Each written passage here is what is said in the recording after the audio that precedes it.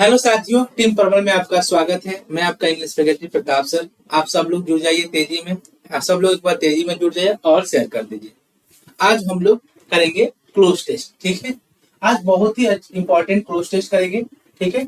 और वो आपके एग्जाम के लिए बहुत ही आने वाले अपकमिंग एग्जाम जो है आपका, अपकमिंग एग्जाम कौन कौन सा है, मेन एग्जाम जो भी है सबके लिए इम्पोर्टेंट है। लेकिन इसको सीजीएल प्लस आपका सीपीओ, इसी को ध्यान में रखकर ये क्लासेस चलेगी, ठीक है। इस दोनों में ही आपका पूछता है, आपका क्लोज टेस्ट पूछता है और बहुत ही इंपॉर्टेंट क्लोज टेस्ट होगा, ठीक है। सब लोग आराम से देखिएगा। जहां नहीं समझ में आएगा आप लोग बताइए कि नहीं समझ में आया, फिर से बताऊंगा, ठीक है। चलिए हम लोग शुरू करते हैं। सब लोग तैयार हैं? एक बार तेजी से सब लोग शेयर कर दीजिए और एक बार लाइक कर दीजिए। चलिए देखिए, आपका पहला क्लोज टेस्ट है, एक क्लोज टेस्ट है, ठीक है। तो हम लोगों ने क्लोज टेस्ट का कितना वेटेज सब लोग को पता है। क्लोज टेस्ट का कितना वेटेज है, कितना इंपॉर्टेंट है, आपको पता ही है। बताने की मुझे नहीं लगता है कि जरूरत है, ठीक है। लेकिन फिर भी बताता हूँ, बहुत सारे नए बच्चे होंगे उनके लिए भी। क्लोज टेस्ट का क्या है ना, अगर 25 क्वेश्चन प्री में पूछता है, अगर प्री में 25 क्वेश्चन पूछता है इंग्लिश का, तो 25 क्वेश्चन में आपका 5 क्वेश्चन क्लोज टेस्ट का रहता है। मतलब एक क्लोज टेस्ट रहेगा, 5 क्वेश्चन रहेगा, ठीक है। ऐसे ही आपका मेंस में तो अभी इस बार पैटर्न चेंज हुआ है, ठीक है। पहले जैसे था, पहले आपका क्लोज टेस्ट मैं बता देता हूं। जैसे पहले आपका, पहले क्लोज टेस्ट आपका 25 से 30 नंबर का पूछता था। 25 से 30 नंबर का पूछता था, कहने का मतलब 10-10 नंबर वाले 2 क्लोज टेस्ट आते थे और 5-5 वाले 2 क्लोज टेस्ट आते थे। इस तरह से 4 क्लोज टेस्ट पहले पूछते थे। जब 200 नंबर का पेपर होता था सीजीएल का, जब कितना होता था, 200 नंबर का सीजीएल का क्वेश्चन मार्क्स का, जो मेंस का बता रहा हूँ। प्री का मैंने बता दिया, प्री का जो 25 क्वेश्चन से 5 क्वेश्चन आपका क्लोज टेस्ट का आता है। और मेंस का जो पहले वाला पैटर्न जो इस बार से अब चेंज हो गया है, पहले का थोड़ा सा मैं बता रहा हूं कि पहले आपका 30 नंबर का, 25 से लेकर 30 नंबर का आपका सिर्फ क्लोज टेस्ट से आता था, जिसमें से 10-10 नंबर का क्लोज टेस्ट आपका दो रहता था या 5 का दो रहता था, या तो कभी कभी क्या करता था, 10 नंबर का आपका 2 दे देता था, एक ही दे देता था, और 5 का 4 कर देता था। ऐसे इसमें आपका चेंज करता रहता था, ठीक है ना। तो ये ध्यान रखना। तो जहां तक अभी उस समय 30 नंबर का है, तो ये वाला जो पार्ट है ना, इसको हम लोग एक तरह से टेक्निकल बोल सकते हैं, चाहे एडवांस पार्ट बोल सकते हैं। तो एडवांस पार्ट में तो आपका कभी कम नहीं करेगा, इसको तो बनाए रखेगा। पैटर्न चेंज हुआ है तो क्या, कभी कंप्रीहेंशन का, पैसेज का, क्लोज टेस्ट का वेटेज को कभी कम नहीं कर सकता है। इसको आप लोग ध्यान रखना, ठीक है ना। तो इस चीजों को मैं बार बार देखो, ग्रामर कितना भी पढ़ लो, उसका पूछता कम है, लेकिन पढ़ना है। ऐसा नहीं है कि नहीं पढ़ना, उसको भी हम लोग पढ़ेंगे। लेकिन क्लोज टेस्ट और पैसेज और पीक्यूआरएस, ये 3 टॉपिक पर मेरा शुरू से ही रहा है। जब से मैं इंग्लिश इस चैनल पर आपका पढ़ा रहा हूँ, आप लोग समझ रहे हैं, जो जो जुड़े हैं, तो इस पे मैं बहुत ज्यादा फोकस देता हूँ। इसका वेटेज पहले भी था, आज भी वैसे ही रहेगा। इसका ना गिरने वाला है ना कम होने वाला है, ठीक है। हर एग्जाम के लिए सीपीयू में भी आपका प्री में 50 क्वेश्चन पूछता है, सॉरी 50 क्वेश्चन पूछता है, ठीक है। प्री में 50 क्वेश्चन पूछता है सीपीयू का, सीपीयू का प्री में 50 क्वेश्चन पूछता है। उसमें से एक क्लोज टेस्ट आपका रहता है, 5 नंबर का क्लोज टेस्ट रहता है। ये रहता ही रहता है, ऐसा नहीं कि नहीं रहता, ये रहता है। और एक पैसेज डालता है। तो कहने का मतलब आपका सीपीयू के लिए भी इंपॉर्टेंट है, सीजीएल का मेन के लिए एडवांस, सीजीएल का प्री और मेन दोनों के लिए आपकी जरूरत है। और भी जो भी एग्जाम है सबके लिए टेक्निकल है आपका, तो आपका पूछेगा। तो यहाँ तक ये सूचनाएं थी कि मैं बता रहा हूँ कि कितना इसका महत्व है, कहाँ कहाँ ये पूछेगा। ये जो क्लासेस होगी आपका सीपीओ और सीजीएल, ये दोनों को मेन फोकस में रखकर क्लासेस होगी। और सब एग्जाम के लिए इंपॉर्टेंट तो है ये, क्योंकि इंग्लिश का क्वेश्चन कौन सा किस एग्जाम में पूछे कोई नहीं। लेकिन मेन जो फोकस है आने वाले जो हम लोग का सीजीएल है, सीपीओ है, ठीक है। चलिए यहाँ तक हो गया। अब हम लोग क्वेश्चन यहाँ से शुरू करते हैं। सब लोग तैयार है ना? चलो, ये आपका दिया हुआ है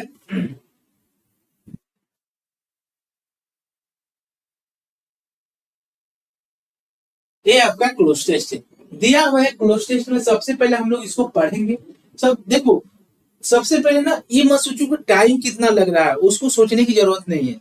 एक बार आप सीख लोगे ना तो वो उसके बाद टाइम अपने ऊपर है मैनेज करना।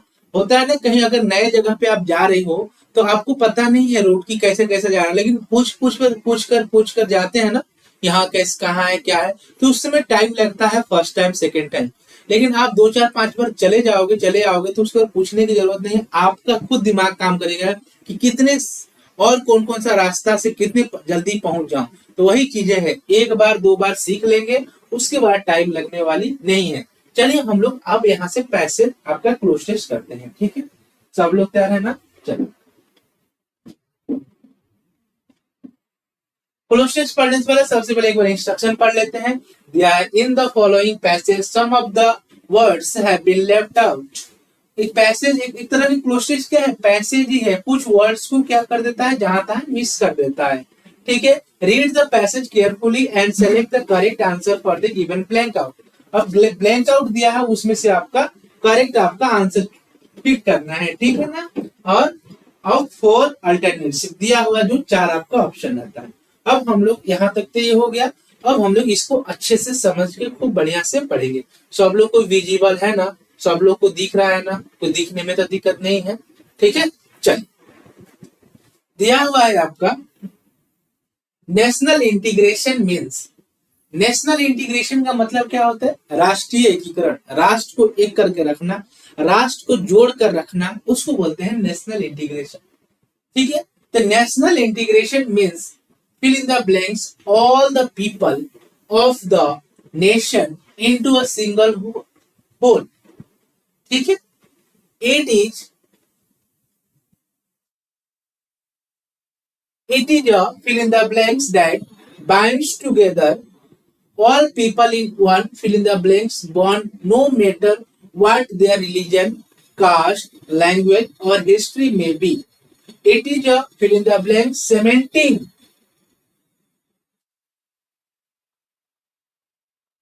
cementing force whereby all kinds of people live fill in the blanks peacefully and can identify themselves as a part and parcel of a nation।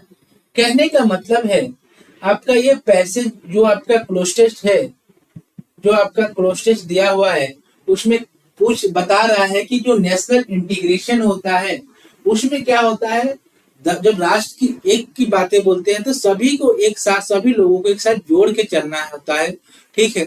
और किसी भी देश की एकता और राष्ट्रवाद का मतलब क्या होता है कि इसमें धर्म से, जाति से, लिंग से, जन्म स्थान से सबसे उठकर सब एक जैसे एक दूसरे से मिलजुल कर भाईचारे जैसे रहना, उसको बोलते हैं। तो नेशनल इंटीग्रेशन का मतलब पूछ रहा है, ठीक है।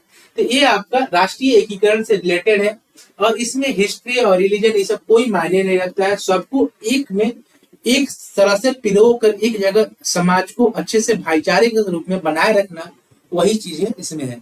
अब इसको हम लोग यहाँ से सॉल्व करते हैं।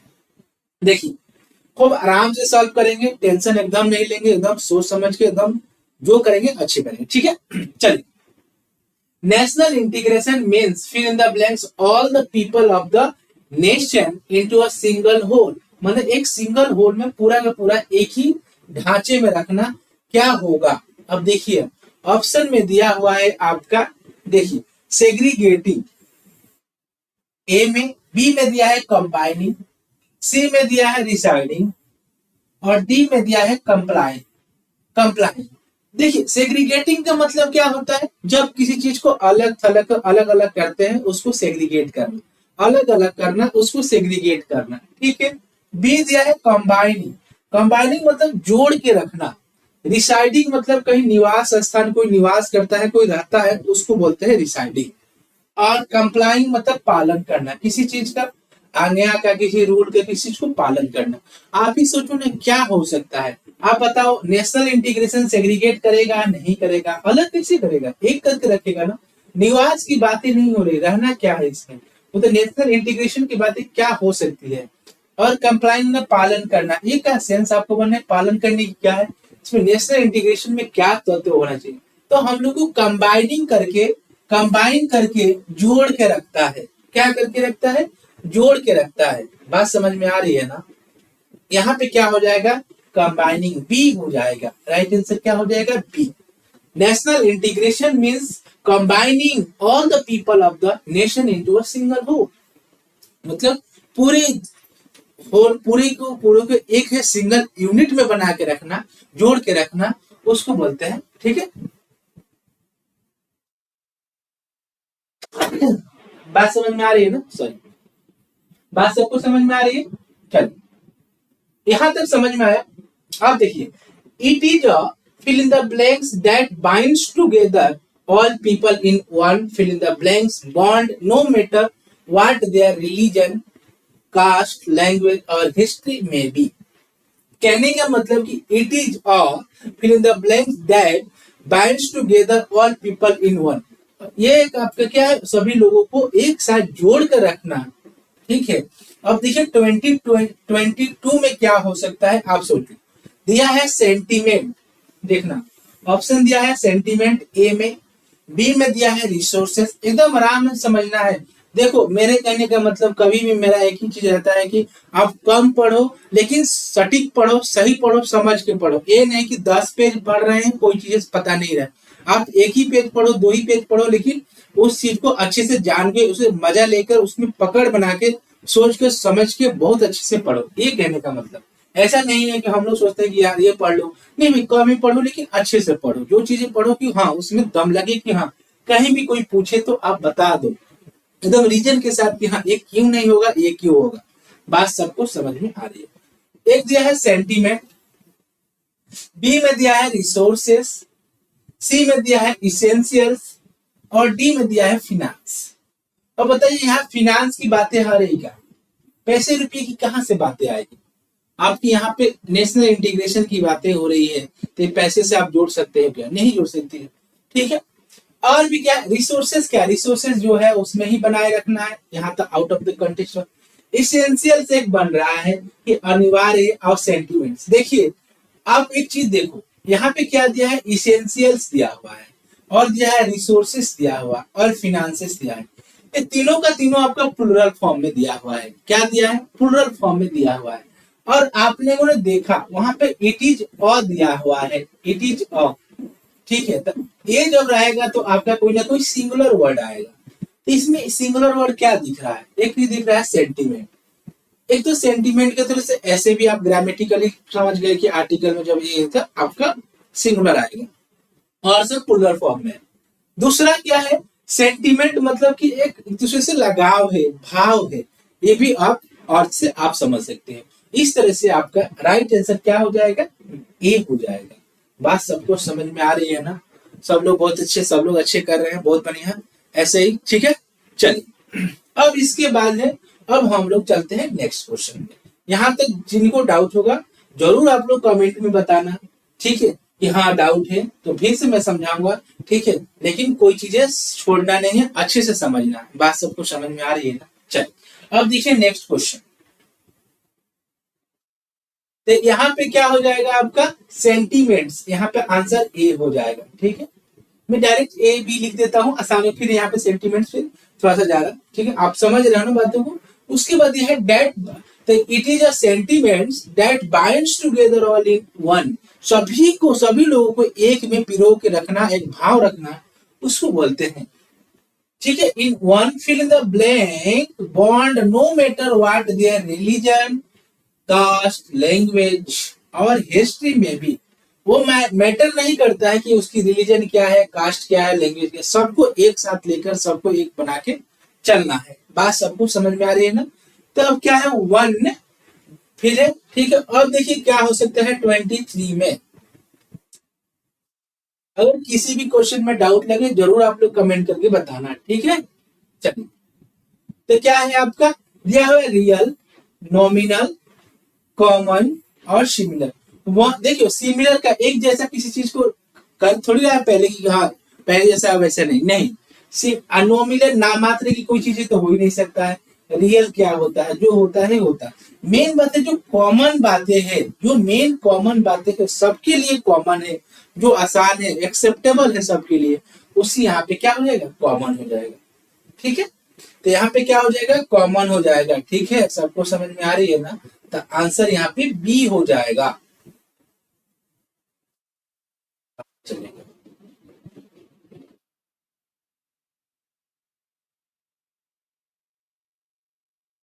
ठीक है, यहाँ पे आपका बी हो जाएगा right answer. One common bond, एक जो कॉमन बॉन्ड है जो सबको एक साथ जोड़ के रखता है इन चार पांच चीजों से, कास्ट, लैंग्वेज, हिस्ट्री से। ठीक है, it is a fill in the blank cementing, it is a fill in the blank cementing forces, जो सीमेंटिंग, जो जोड़ के रखने वाला फोर्सेस है, वेयर बाई, जहां से all kinds of people live, fill in the blanks. तो क्या हो जाएगा आपका, आपका क्या करता है, आपका नेचुरल नहीं होगा, प्राकृतिक रूप से क्या होगा, प्राकृतिक थोड़े, यहाँ पे तो अपने आप को बना के रखना, अपने हिसाब से डालना है। वीकनिंग कैसे, कमजोर तो हो ही नहीं सकता है, बातें अपोजिट बोलता है। सेटल्ड करना, कहीं रहने वाने की बातें थोड़ी करना है, परमानेंट। यहाँ स्ट्रॉन्ग करता है, क्या करता है आपका, स्ट्रॉन्ग करता है। बात सबको समझ में आ रही है ना, बोलिए, सबको समझ में आ रही है कि नहीं, बताइए। तो यहाँ पे क्या हो जाएगा, स्ट्रॉन्ग हो जाएगा। स्ट्रॉन्ग सीमेंटिंग फोर्सेस, ठीक है, strong cementing forces whereby all kinds of people live, fill in the blanks peacefully and can identify themselves as a part and parcel of a nation. Part and parcel का मतलब एक राष्ट्र का हिस्सा होना, एक अभिन्न अंग होना। ठीक है, और क्या कहते हैं, all kinds of people live fill in the blanks, fill in the blank separately. आप बताओ ना, सेपरेटली कैसे रह सकते हो, अलग अलग की बातें, जोड़ने की बातें कर रहा है ना कि अलग करने की बातें कर रहा है। इसलिए हैप्पीली क्या है, जब आप साथ में रहोगे तो खुशी खुद ब खुद आ जाएगी, इसमें बताने की क्या जरूरत है। ज्वाइंटली क्या होता है, ज्वाइंट करके थोड़ी किसी से थिंग्स वगैरह थोड़ी है, यहाँ पे टुगेदर, एक साथ रखते हैं। क्या रखते हैं, एक साथ रखते हैं। ये आपका पैसेज हो गया, समझ में आ रही है ना, बोलिए, सब लोग को समझ में आ रही है, सब लोग क्लियर है, ठीक है। चलिए, यहां तक सबको क्लियर है, ये आपका पैसेज है गया। ठीक है, अब इसमें, ठीक है, कोई भी वर्ड आपको जहां दिखे तो मैं देखो, इसमें कोई आप लोग को टॉप वर्ड लग रहा है तो मैं वर्ड को बता दूंगा कि हाँ भाई। अब देखिए, सेग्रीगेटिंग सबको पता है, सेग्रीगेट मतलब अलग करना, अलग करना, ठीक है, अलग करना। रिसाइडिंग मतलब कहीं निवास करना, रहना, ठीक है।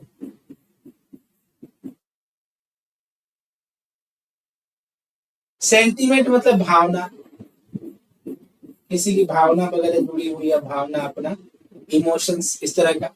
नोमिनल मतलब नाम मात्र का, रियल मतलब ये सब तो छोटा छोटा वर्ड है, ठीक है। कंप्लाई, कंप्लाई मतलब पालन करना, किसी चीज का पालन करना, ठीक है।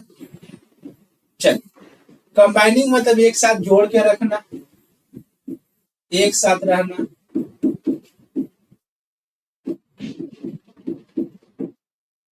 इस तरह से आपका एक प्रोसेस हो गया। अब इसमें देखिए, नेक्स्ट प्रोसेस पर चलते हैं। जो भी डाउट लगे जरूर कमेंट में बताना है, हिचकिचाना नहीं है, शर्माना नहीं है। बहुत ही अब क्लासेस बहुत ही इंपॉर्टेंट हो गई है।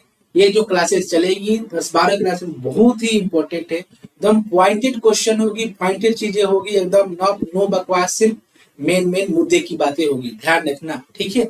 चलिए, अब हम लोग यहाँ से नेक्स्ट पैसेज में, नेक्स्ट प्रोसेस पर चलते हैं। यहाँ पे कोई भी डाउट लगे जरूर पूछना है उसके बाद से, ठीक है। चलिए, आपका नेक्स्ट है, ठीक है। In the following passage some of the words have been left out, वही चीजें बोल रहा है। Read the passage carefully and select the correct answer for the given blank out of the 4 alternatives. वही दिया है, देखिए। Modern man is imprisoned by his time table and his routine, ठीक है। His life is all cares and fill in the blanks. He does not have fill in the blanks for anything but his duties and occupations for fill in the blanks, money, Men in all fill in the blanks may have been prone to this disease, ठीक है, and indeed we in India may not have been fill in the blanks by it to the extent that people in western countries have been. ये आपका दिया हुआ है, ठीक है। ये आपका एक आज की जो लोग हैं, आज की जो पर्सनालिटी है, उनके बारे में बता रहा है कि वो कितने कैसे कैसे उनकी रहन सहन है, उनकी रहने की कैसे रहते हैं, कितने बिजी रहते हैं, क्या रहते हैं, उनके बारे में सब कुछ बता रहा है, ठीक है। आज के समय के जो लोग हैं वो कितने व्यस्त हैं, कितने अपने काम से काम वर्क सेंट्रिक है, अपने ऊपर है, हर चीज अपने बारे में सोचते हैं, न कि समाज पहले जैसा नहीं है। पहले दूसरे के हेल्प के लिए, दूसरे के लिए लोग दिन दिन भर 4-4 5-5 दिन हमेशा टाइम हमेशा देते रहते थे। अब वो चीजें नहीं रही है, सब कोई अपने अपने सेल्फ बोल्ड हो गए हैं, खुद के बारे में सोचते हैं, ना कि किसी और के बारे में सोचते हैं। बात यहाँ तक समझ में आई ना? चलिए अब यहाँ से हम लोग करते हैं। Modern man is imprisoned by his time table and his routine. जो आजकल के लोग हैं, आधुनिक लोग हैं, वो टाइम टेबल से कैद है, अपने रूटीन से बंधे हुए हैं, कैद है। His life is all cares and fill in the blank. उनकी जो लाइफ है ऑल केयर्स, यहाँ पे देखो, एक केयर मतलब होता है देखभाल करना, केयर मतलब होता है देखभाल करना, ध्यान रखना, देखभाल करना। अगर इस केयर्स में एस लगा देते हैं, इस तरह का केयर्स दिखे, इसका मतलब होता है चिंता करना, चिंता, ठीक है, चिंता, टेंशन, इस तरह के, ठीक है, केयर्स, इसको ध्यान रखना है, कंफ्यूज नहीं होना है, ठीक है। Modern man is impeded by his timetable and his routine. His life is all cares and fill in the blank. Fill in the blanks. क्या हो जाएगा आपका? Wisdom, success, worry and anxiety. अब देखिए ना, इसमें cares and worry, cares and anxiety इस तरह से फ्रेज के रूप में है दोनों, ठीक है। दोनों का मतलब देखभाल, चिंता, इस तरह से परेशानी, एंजाइटी में है, परेशान है, चिंतित है। तो यहाँ पे क्या हुआ ना, विस्डम की बातें नहीं होगा, ठीक है। अब बुद्धिमान है और चिंतित है, ये क्या बातें हो रही है? आपका लग रहा है कोई रिदम बैठ रहा है, आउट ऑफ द कॉन्टेक्स्ट बातें कर रहा है, जो वो एक ही फ्लो में चल रहा है कि हाँ उसको टेंशन है आज के डेट में, तो बुद्धिमान हो वो तो बातें ही नहीं है, सक्सेस की बातें ही नहीं है। बता रहा है कि लोगों की जीवन जीने की शैली कैसे बदल गई है, कैसे सेल्फ सेंटर्ड हो गए हैं, ये चीजें बता रहे हैं। अब देखो ना क्या हो गया ना, इस पैसेज में दो चीजें दे दिया है, दोनों का मतलब होता है आपका चिंतित करना। यहाँ पे आप क्या मानोगे बताओ? सी का भी सेम है और डी भी, दोनों का हिंदी मीनिंग, दोनों का मीनिंग सेम बैठ रहा है। तो आपका इस पैसेज में दोनों में से किसी को भी आंसर मान सकते हो। एसएससी ने क्या किया है, दोनों को सेम डाल। अब क्या माना है ये नहीं आपको, यहाँ पे अगर सी भी और इसको डी माना है तो डी सही हो सकता है, सी, दोनों ही सही है इसमें, ठीक है। दो ऑप्शन एक ही पुट कर दिया है। इसी तरह से आपका क्या होता है ना, आप सुनते हो ना कि क्वेश्चन गलत है, क्वेश्चन में एरर है, ऐसे ही कहीं ना कहीं क्वेश्चन मिस कर देता है। जिसे इसमें का एक पार्ट ये है कि आपका यहाँ पे क्वेश्चन को एक ही जैसा कर दिया है। एक तरह से इसको आप बताओ क्या मानोगे, अगर ये मानोगे ये भी सही है, ये भी सही है, ठीक है। तो ध्यान रखना, ये तो इस तरह का क्वेश्चन हमेशा एक दो क्वेश्चन डाल, पता नहीं कैसे सेट करता है, गलत हो ही जाता है, तो इसको ध्यान रखना। तो आप इसको एंजाइटी मारो चाहे वरी मारो, दोनों की दोनों इसमें सही है। लेकिन चलिए इसको हम एंजाइटी मान के चलते हैं, ठीक है, डी आंसर, ठीक है। अब यहाँ पे क्या है, he does not have fill in the blanks for anything but his duties and occupations. He does not have fill in the blanks for anything. उसके पास कुछ भी नहीं रहता है, क्या नहीं, कुछ भी नहीं रहता for but his duties and occupation for dash money. दो यहाँ से सॉल्व करते हैं, ठीक है। अब क्या है, यहाँ पे उनके पास क्या नहीं रहता, रिसोर्सेस की बातें नहीं हो रही है, मटेरियल की बातें नहीं हो रही है, यहाँ पे टाइम नहीं होता है उनके पास, इतने वो बिजी रहते हैं, तो क्या हो जाएगा, टाइम हो जाएगा। मनी की बातें नहीं हो रही, बिजी पर्सन है तो टाइम के कॉन्टेक्स्ट में बातें होगी ना, बात समझ रहे हो ना आप लोग? सबको दिख रहा है ना? बोलिएगा, ऐसा नहीं है, थोड़ा सा भी डाउट ना दिखे जरूर आप लोग बताना, दिखना जरूरी है, ठीक है। चल, अब यहाँ पे क्या हो गया, टाइम हो जाएगा, यहाँ पे टाइम हो जाएगा आपका, ठीक है। यहाँ पे आपका एंजाइटी हो जाएगा, डी मार देते हैं, डी। उसके बाद दिया है but his duties and occupation for fill in the blanks. अब उनका ड्यूटी और ऑक्यूपेशन किसके लिए है? 23। 23 किसके लिए है? Making, collecting, minting, spending. अब इस सोचो ना, मिंट मैंने क्या होता है? पैसे रुपये, सिक्के को जो ढालते हैं ना, सिक्के का बनाना, ढालना, ढाल के सिक्के बनाते हैं, उसको मिंट करना। कलेक्ट करना, क्या कलेक्ट करना? कहीं गिरा थोड़ी है कि कलेक्ट करने की बातें हो रही है। स्पेंडिंग, खर्च कर रहा है, उसको देखो टाइम की एक स्कार्सिटी है तो कैसे खर्च करेगा? उस अपने आप में, ठीक है। यहाँ पे राइट आंसर क्या हो जाएगा? मेकिंग। क्या बनाता है? मेकिंग मनी, वो पैसा ठीक है, वो अपना पैसा बनाता है। बात सबको समझ में आ रही है ना? बोलिए। तब इस तरह से, ठीक है, मेकिंग मनी, वो पैसा बनाने के लिए हमेशा अपने ड्यूटी, उनकी जो कर्तव्य है, अपनी ऑक्यूपेशन है, उसमें सिर्फ पैसे के बारे में ही सोचते हैं। Men in all fill in the blanks may have been prone to this disease. Prone मतलब झुका होना, उससे जुड़ा होना, इस तरह से, ठीक है। तो इस बीमारी से जुड़े रहते हैं, बीमारी से जुड़े थे। Men in all fill in the blanks may have been prone to this disease and indeed बशर्ते, बशर्ते कि ऐसे है। तो 24 में क्या हो जाएगा? 24 में आपका हो जाएगा स्फीयर्स, नहीं हो जाएगा, किसी गोले की बातें नहीं है। यहाँ पे क्या हो जाएगा? स्ट्रीम्स, धारा की बातें नहीं हो रही है, किसी एक युग की बातें नहीं। एरियाज, वो क्षेत्र, एरियाज हो जाता है, ठीक है। वो आपका क्या हो जाएगा? एरियाज हो जाएगा। मेन इन ऑल एरियाज, सभी क्षेत्र में, may have been prone to this disease, इस बीमारी में जुड़ा। मतलब हर जगह इस क्षेत्र में ऐसे ही हो गया, ऐसा नहीं कि हर लोग जो जिस सेक्टर में, जो क्षेत्र में, अपने उसी क्षेत्र में लगे हुए हैं कि कैसे क्या अपने बारे में सोचना है, कैसे पैसा कमाना है, कैसे क्या करना है, वैसे सब भाग दौड़ की जिंदगी चल रही है। Indeed, we in India may not have been filling the blanks by it to the extent that people in Western countries have been. और वेस्टर्न कंट्रीज में जो आपकी चल रही है, उससे जुड़ा हुआ, उससे ही, उसी को एक तरह से आपका एक्सटेंशन के रूप में देखा जा रहा है, वैसे ही वहां यहाँ भी आपका चल रहा है। तो क्या इन्फेक्टेड मतलब किसी रोग वगैरह से पीड़ित होना, ग्रसित होना। इनकम्पलीट मतलब साथ साथ चलना। एसोसिएट मतलब जुड़ा होना नहीं, क्या हो जाएगा? इन्फ्लिक्टेड हो जाएगा, आपने उससे ग्रसित है। बीमारी से ग्रसित नहीं है, किसी चीज से ग्रसित नहीं है, ठीक है ना।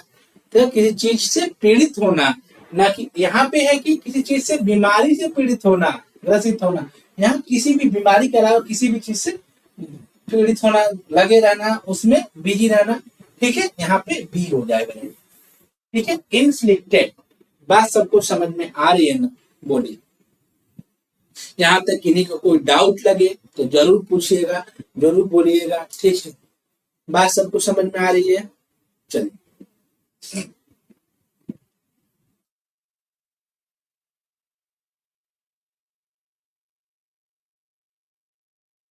ठीक है। तो यहाँ तक आपका ये हो गया, 2 पैसेज हो गया। आपको यहाँ पे कोई भी डाउट होगा जरूर आप लोग कमेंट में बताना है, ठीक है। और मुझे जहां तक उम्मीद है कि आप लोग को अच्छा क्लास लगा होगा, ठीक है। अपना फीडबैक जरूर कमेंट में देना। ऐसे ही फिर मिलते हैं नेक्स्ट क्लासेस में 11 बजे, जो हम लोग का टाइमिंग है, उसी टाइम पे मिलेंगे एक नए जोश के साथ। तब तक के लिए बाय, थैंक यू। चलिए फिर मिलते